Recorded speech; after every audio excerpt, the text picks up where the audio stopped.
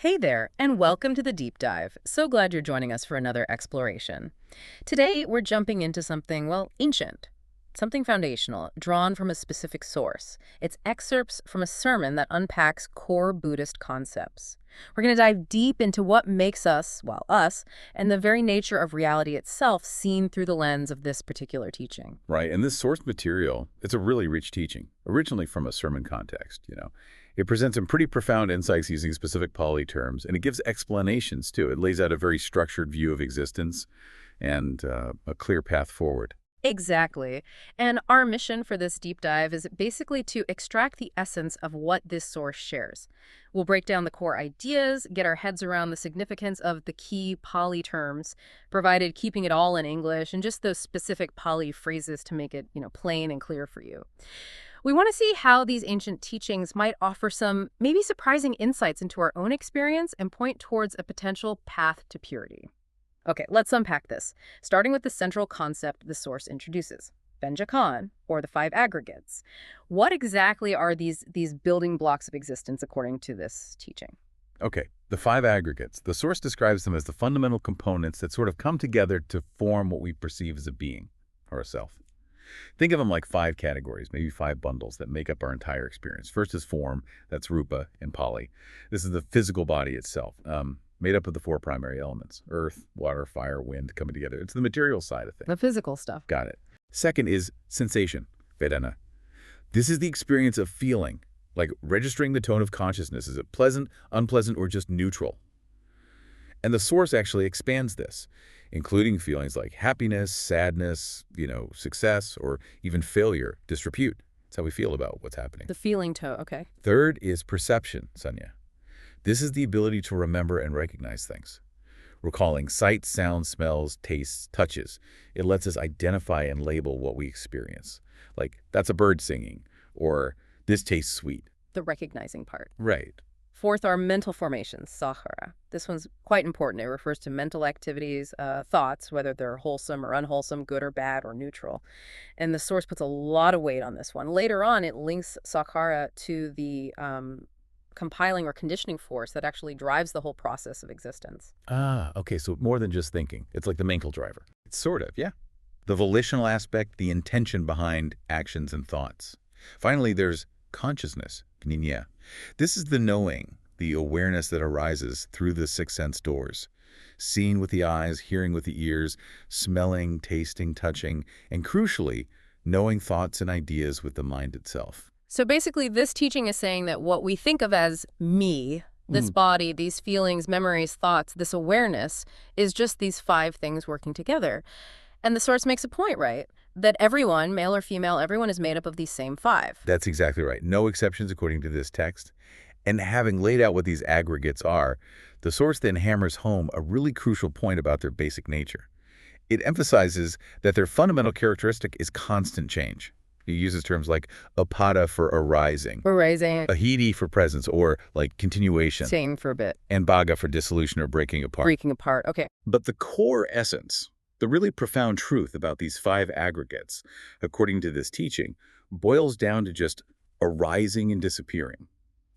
The Pali phrase is upajanti nirjanti. Upajanti nirjanti. Right. They aren't static things. They're constantly coming into being and then fading away. And this isn't just some abstract philosophy.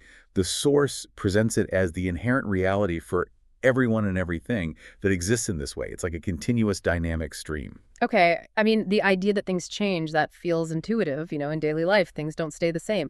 But why is this specific concept of constant arising and ceasing, upajanti nirjanti, why is it so critically important in this teaching?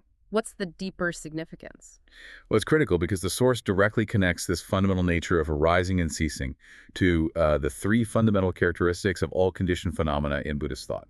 These are the big ones: anicca, dukkha, and anatta.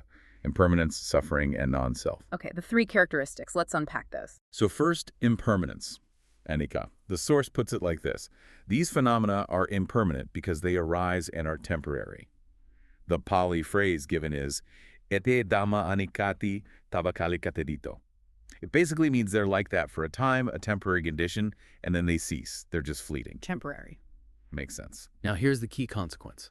What happens when you truly see this impermanence with wisdom? The source is very clear. It says, when one sees with wisdom that all formations sakhara are impermanent, they become weary of suffering. This is the path to purity. The Pali for this is sabi sakhara anikati yadapanyaya pasati atanibindati dukke samago visuddhiyati. Wow. So seeing impermanence leads to weariness of suffering, and that weariness is the path. Exactly. It's saying when you really get it, when you grasp that everything you cling to is temporary, you naturally start to feel a kind of detachment, a turning away from the suffering that clinging causes. That turning away, that weariness, is the path to becoming pure, according to this teaching. It's samago visuddhiyati. The path to purity. Okay, what about the second one?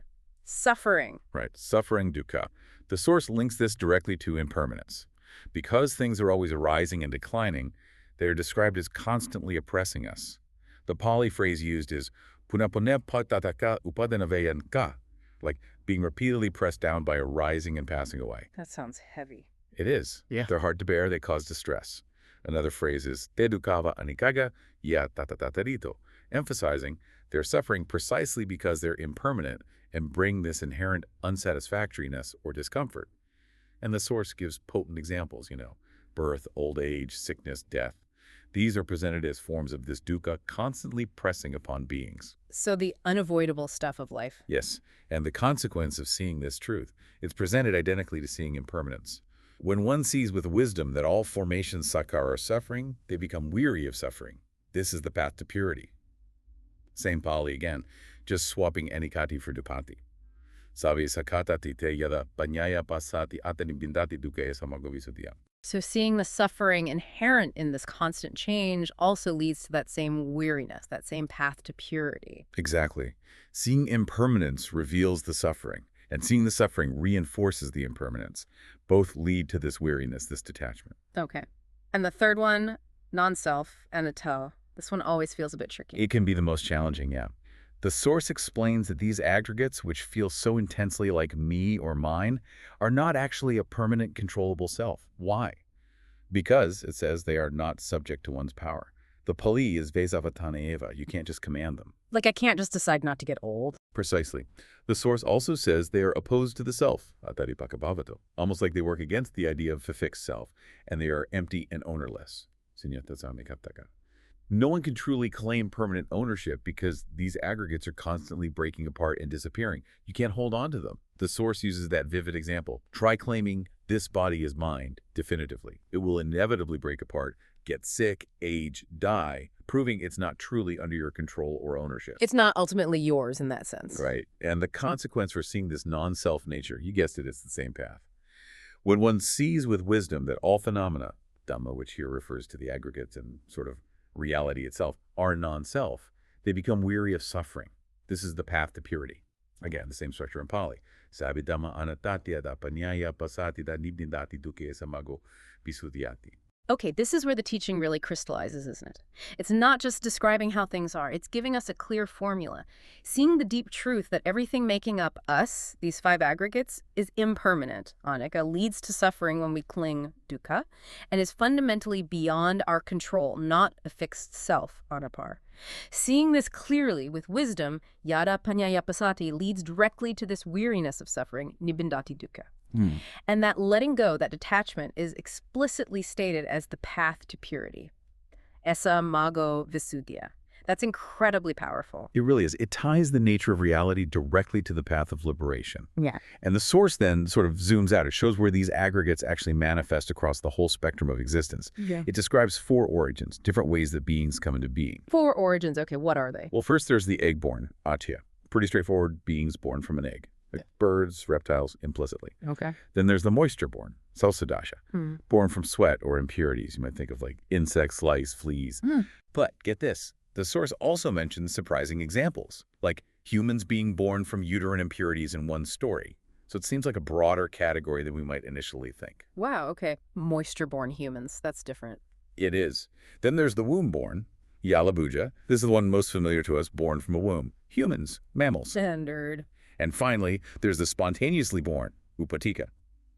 These beings just appear suddenly, fully formed, seemingly out of nowhere.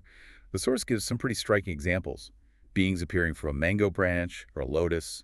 Also deities in the various heavenly realms, Brahma realms. but also beings in the lower realms, like hell beings, hungry ghosts, asuras. They just, poof, appear. Sometimes even at a certain age, like 14 or 15. This fascinating. It's just appearing fully formed. So the source is telling us that however a being is born, egg, moisture, womb, or spontaneously, they all still possess those same 5 aggregates we talked about earlier. Exactly. The aggregates are universal to conditioned existence, regardless of the mode of birth. And the source expands on this even further, linking the 5 aggregates and these diverse origins to the vast abodes of beings.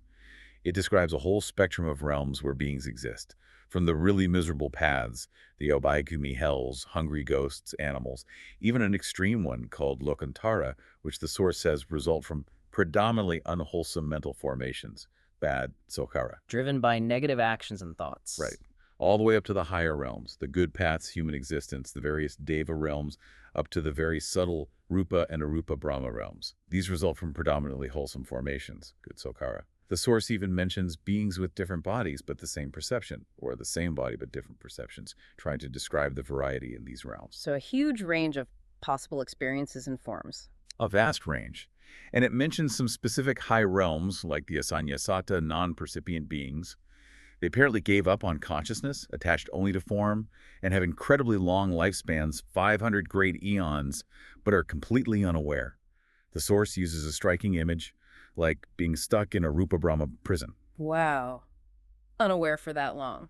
And another incredibly subtle realm, Navasanyana Sanyatana, the realm of neither perception nor non-perception, with an even longer lifespan, 84,000 great eons and extremely subtle perception. It's mind-boggling, the scale of it. It is, but the key point here isn't getting lost in the cosmic geography, but understanding that these aggregates, subject to Upajanti Nivajanti, arising and ceasing, manifest across this vast universe of existence, and it's all driven by the conditioning force of our actions and thoughts, our sakhara. Right.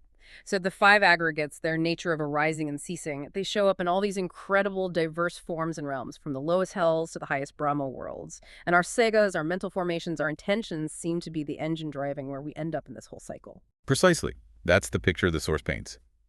And then it introduces a very specific concept as the cause, the immediate cause of this entire process of arising and ceasing across all these levels. A cause. Okay, what is it? It's called the Dharma sphere that makes the human body.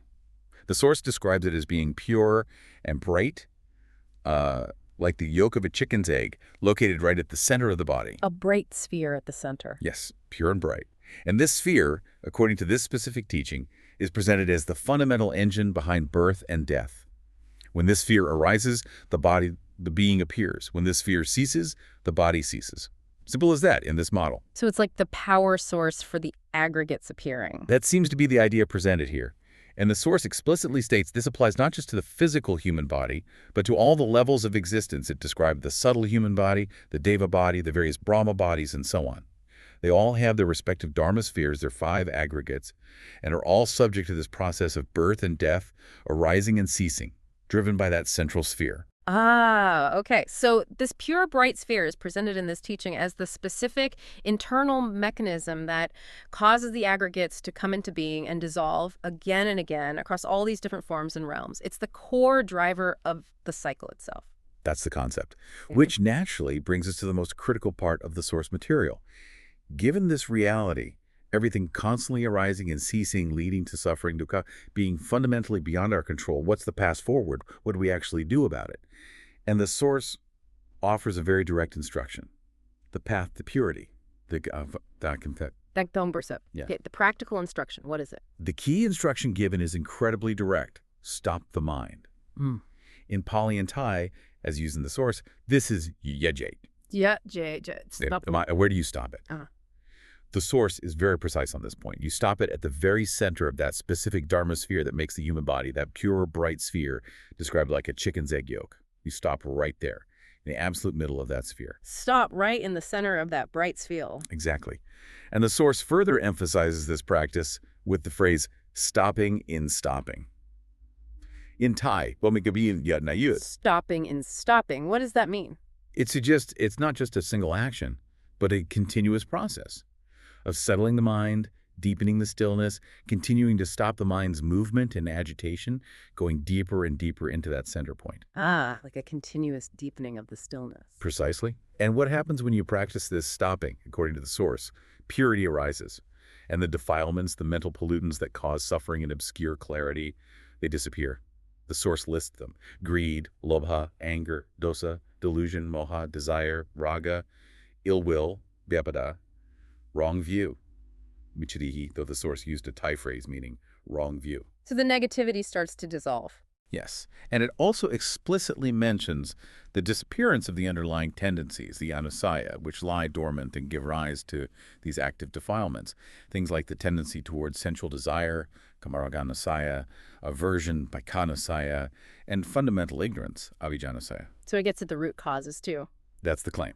And this stopping, this jayut, is presented as the core method. It sounds like the source is saying this act of stopping the mind, settling it at this specific central point, isn't just one way among many, but it's presented as the way. It calls it the single line, single thread, single path. Dying, don't I think pan, nan, don't kan gan, sen diao, say diao, roi diao, leading directly from the beginning, all the way to enlightenment, to arahata. Yes, it frames this practice of stopping as, and this is a striking phrase from the source, the dark heart, or the true hidden goal. Of